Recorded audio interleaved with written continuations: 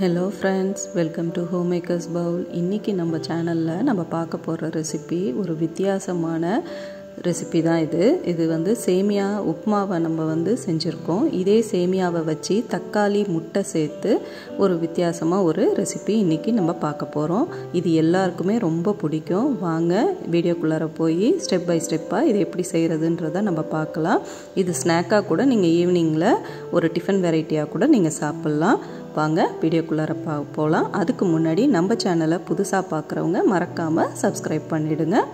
இதுக்கு முதல்ல ஒரு பாத்திரத்தில் நான் கொஞ்சமாக தண்ணி எடுத்திருக்கேன். நான் ஒரு பாக்கெட் சேமியா தான் சேர்க்க போகிறேன். அதனால் அதுக்கு தேவையான தண்ணினா ஒரு 3 டம்ளர் தண்ணின்னு வச்சுக்கோங்களேன், 200ஆல். அதை வச்சு அதில் இந்த சேமியாவை நல்லா உடச்சி விட்டுட்டு, அது பெருசாக இருக்கும் இல்லையா, அந்த மாதிரி நல்லா உடச்சி விட்டுட்டு இதில் சேர்த்துக்கோங்க. அதில் லைட்டாக உப்பு சேர்த்துக்கோங்க. தண்ணியில் சேர்த்துட்டு இந்த மாதிரி நல்லா பெசரி விடுங்க. பெசரி விட்டுட்டு இதை 5 நிமிஷம் நம்ம ஊற விடலாம். ஊறினதுக்கப்புறம் இதை நம்ம வேக வச்சு எடுத்துக்கணும். அப்போ தான் இது நல்லா உதிரியாக நமக்கு செய்யும் பொழுது நல்லா வரும். இது ஒரு 5 நிமிஷம் போல் ஊறட்டும். இதுக்கு நடுவில் நம்ம இட்லி தட்டெல்லாம் ரெடி பண்ணி வச்சுக்கலாம். சரிங்களா? இப்போ பாருங்கள், நம்ம இட்லி தட்டில் நான் துணி போட்டுட்டு இந்த மாதிரி நல்லா அதை பிழிஞ்சிட்டு 5 நிமிஷத்துக்கு அப்புறம் நல்லா பிழிஞ்சிட்டு இந்த மாதிரி பரப்பி வச்சு வேக வைக்க போகிறேன். இதை 10 நிமிஷம் போல் நம்ம வேக வச்சு எடுத்துக்கலாம். இட்லி பானையில் வச்சு நம்ம வேக வச்சு எடுத்துக்கிட்டு அதுக்கப்புறம் இதை ஒரு பிளேட்டில் போட்டு நம்ம ஆற வச்சுக்கலாம். சரிங்களா? இது வேகட்டும். இதுக்கு நடுவில் நான் இப்போ இதுக்கு என்ன தேவைன்றதை உங்களுக்கு நான் சொல்லிடுறேன். 2 நல்ல பழுத்த தக்காளி, 2 வெங்காயம், 2 முட்டை, கருவேப்பிலை, கொத்தமல்லி, மீதி ஸ்பைஸ் பவுடர்ஸ்லாம் நம்ம சேர்க்கும் பொழுது பார்த்துக்கலாம். இப்போ இந்த வெங்காயம் தக்காளியெல்லாம் நம்ம அரைச்சி எடுத்துக்கணும். தனித்தனியாக அரைச்சி வச்சுக்கோங்க. இந்த முட்டைக்கு ஒரு வெங்காயத்தை அரிஞ்சு வச்சுக்கலாம். சரிங்களா? 2 வெங்காயம் அரைக்கணும், 1 வெங்காயம் நம்ம அரிஞ்சு பொடியாக அரிஞ்சு வச்சுக்கலாம். இப்போ பாருங்கள், இந்த மாதிரி வேக வச்ச சேமியாவை இந்த மாதிரி ஒரு பிளேட்டில் போட்டு நல்லா ஆற வச்சுக்கிறேன். நான் நல்லா இதை உதிரியாக ஆக்கி விட்டால் தான் அது சேமியா உதிரியாக இருக்கும். சரிங்களா? அது நல்லா ஆறட்டும். இந்த டைமில் நம்ம வெங்காயத்தை அரைச்சி எடுத்துக்கிட்டோம், தக்காளி அரைச்சி வச்சுக்கிட்டோம், 2 முட்டையையும் ஒரு கிண்ணத்தில் நான் உடச்சி வச்சுருக்கேன். இந்த முட்டைக்கு தேவையாக ஒரு வெங்காயத்தை நான் பொடியாக நறுக்கி வச்சுருக்கேன். இப்போ ஒரு வாணலை ஸ்டவ்வில் வச்சுட்டு 2 டேபிள் ஸ்பூன் அளவுக்கு எண்ணெய் விட்டுக்கோங்க. எண்ணெய் காஞ்சதுக்கப்புறம் இதில் பொடியாக நறுக்கின கருவேப்பிலையை நம்ம சேர்த்துக்கோங்க. பொரிஞ்சதுக்கப்புறம் இதில் 1 வெங்காயம் நம்ம பொடியாக நறுக்கி வச்சுருக்கோம் இல்லையா, அதை நம்ம சேர்த்துக்கலாம். சேர்த்து இதை நல்லா வதக்கி கொடுங்க. இப்போ இந்த முட்டையை நம்ம பொடி மாஸ் மாதிரி செஞ்சு இதை ஒரு ஓரமாக வச்சுக்க போகிறோம். அதுக்கு தான் இப்போ இந்த இதை நம்ம செஞ்சிட்ருக்கோம். இந்த முட்டைக்கு தேவையான உப்பை இப்போ நம்ம சேர்த்துடலாம். ஒரு 1/2 டீஸ்பூன் அளவுக்கு உப்பு சேர்த்துக்கோங்க. 2 முட்டைக்கு நான் சொல்கிறது. இப்போ இந்த 2 முட்டையை இதில் ஊற்றிடலாம். ஊற்றிட்டு நல்லா கிளறி விடுங்க. இந்த முட்டை பொடி மாஸ் மாதிரி நல்ல பொலன்னு ஆகணும். அதனால் நல்லா கிளறி விட்டுக்கிட்டே இருங்க.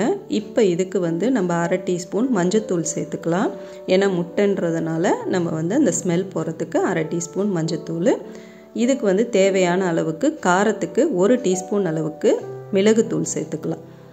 சேர்த்துட்டு நல்லா கிளறி விடுங்க. நல்லா இது நல்லா பொலன்னு ஆகணும். பொலன்னு ஆனதுக்கப்புறம் இதை ஒரு பிளேட்டில் எடுத்து நம்ம ஒரு ஓரமாக வச்சிடலாம். அதை பாருங்கள், இந்த மாதிரி ஆனதுக்கப்புறம் இதை ஒரு பிளேட்டில் எடுத்து நம்ம ஆற வச்சிடலாம்.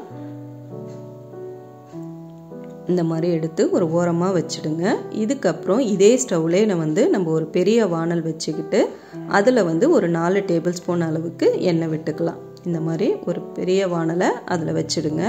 வச்சுட்டு இதில் 4 டேபிள் ஸ்பூன் அளவுக்கு எண்ணெய் விட்டுக்கோங்க. எண்ணெய் நம்மளுக்கு தொண்டையை அடைக்காமல் இருக்கிறதுக்கு தான் இந்த எண்ணெயை நம்ம விட்டுக்கிறோம். ஏன்னா உப்புமா செய்யும் பொழுது டைரெக்டாக எண்ணெய் ஊற்றி அப்படியே கிளறி எடுத்துருவோம். இப்போ நம்ம வேக வச்சு அதில் சேர்க்குறோம் இல்லையா, அதனால தான் இந்த அளவுக்கு எண்ணெய் விட்டுக்கிறேன்.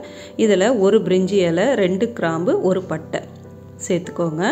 சேர்த்துட்டு அது பொரியட்டும். பொரிஞ்சதுக்கப்புறம் அரைச்சி வச்ச வெங்காயத்தை நம்ம இதில் சேர்த்துடலாம். சேர்த்து நல்லா வதக்கி கொடுங்க. இந்த வெங்காயம் வதங்க தான் நமக்கு நல்ல டேஸ்ட்டு. அதனால் அரைச்ச வெங்காயத்தை நல்லா வதக்கி விடுங்க. இந்த வெங்காயம் வதங்கிறதுக்கு இப்போ நம்ம இதில் உப்பு சேர்த்துடலாம். அதாவது இந்த சேமியாவுக்கு தகுந்த உப்பை இப்போ நம்ம சேர்த்துடலாம்.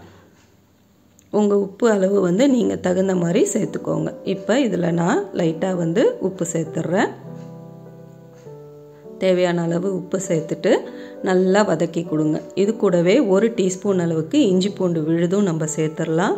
இதில் அரைச்சி வச்ச தக்காளியையும் இப்போ நம்ம சேர்த்துடலாம். 2 பழுத்த தக்காளி நம்ம அரைச்சி வச்சுருக்கோம், அதையும் நம்ம சேர்த்துடலாம். இது கூடவே இப்போ நம்ம ஸ்பைஸ் பவுடர்ஸையும் சேர்த்துடலாம். அதனால் இப்போ இதை நல்லா வதக்கி விட்டுட்டு கலந்து விட்டுட்டு இதில் 1/2 டீஸ்பூன் மஞ்சத்தூள் சேர்த்துட்டு பாருங்கள். இப்போ மஞ்சத்தூள் சேர்த்துக்கோங்க. சேர்த்துட்டு கூடவே காரத்துக்கு 1 டீஸ்பூன் அளவுக்கு தனி மிளகாய் தூள் சேர்த்துக்கிறேன். இதுதான் இதுக்கான காரம் உங்கள் தேவைக்கு தகுந்த மாதிரி நீங்கள் சேர்த்துக்கோங்க. இப்போ இது நல்லா எண்ணெய் பிரிஞ்சு வர அளவுக்கு வதக்கி விடுங்க. ஒரு 5 நிமிஷம் போல் ஆனதுக்கப்புறம் இந்த மாதிரி நல்லா வதங்கி இருக்கும். இப்போ இதில் முட்டையை வந்து நம்ம சேர்த்துடலாம். இந்த ஸ்டேஜில் நீங்கள் வந்து குடமிளகா சேர்க்கலாம், காய்கறிகள் சேர்க்கலாம், ஏன் சிக்கன் கூட நீங்கள் சேர்க்கலாம், இறால் கூட நீங்கள் சேர்க்கலாம். எல்லாம் வேக வச்சு பிச்சு போட்டு இதில் நம்ம சேர்த்தோம்னா செம டேஸ்ட்டாக இருக்கும். டிஃப்ரெண்ட்டான ஒரு ரெசிபியாகவும் இது இருக்கும். நீங்கள் அந்த மாதிரி கூட செஞ்சு பாருங்கள், ரொம்ப நல்லாயிருக்கும் இந்த சேமியா. இப்போ இதெல்லாம் நல்லா வதங்கட்டும். வதங்கினதுக்கப்புறம் நம்ம ஆற வச்சுருக்கிற அந்த சேமியாவை எடுத்து இதில் நம்ம சேர்த்துடலாம். இப்போ நம்ம ஆற வச்சு எடுத்து வச்சுருக்கோம் இல்லையா, அந்த சேமியாவை இதில் நம்ம சேர்த்துடலாம். சேர்த்து நல்லா கிளறி விட்டோம்னா நம்ம தக்காளி முட்டை சேமியா சூப்பராக ரெடி ஆகிடும். இது மேலே கொஞ்சமாக வந்து கொத்தமல்லி இலையை வந்து தூவி எடுத்தோம்னா நம்ம அழகாக இதை வந்து சர்வ் பண்ணிடலாம். பாருங்கள், இப்போ நல்லா இந்த மாதிரி கிளறி விடுங்க. கிளற நம்மளுக்கு எவ்வளோ உதிரி உதிரியாக வந்திருக்கு பாருங்கள். இந்த மாதிரி கொத்தமல்லி இலையை தூவி இதை சூப்பராக வந்து சர்வ் பண்ணுங்கள். இந்த ரெசிபி உங்களுக்கு பிடிச்சிருந்துச்சுன்னா நம்ம சேனலை மறக்காமல் லைக் பண்ணி கமெண்ட் பண்ணி சப்ஸ்கிரைப் பண்ணுங்கள். டெய்லி வந்து ரெசிபீஸை பார்க்குறதுக்கு நம்ம சேனலை ஃபாலோ பண்ணிக்கிட்டே இருங்க. நம்ம வேறு ஒரு ரெசிபியோட சீக்கிரமே வந்து சந்திப்போம். Thank you friends.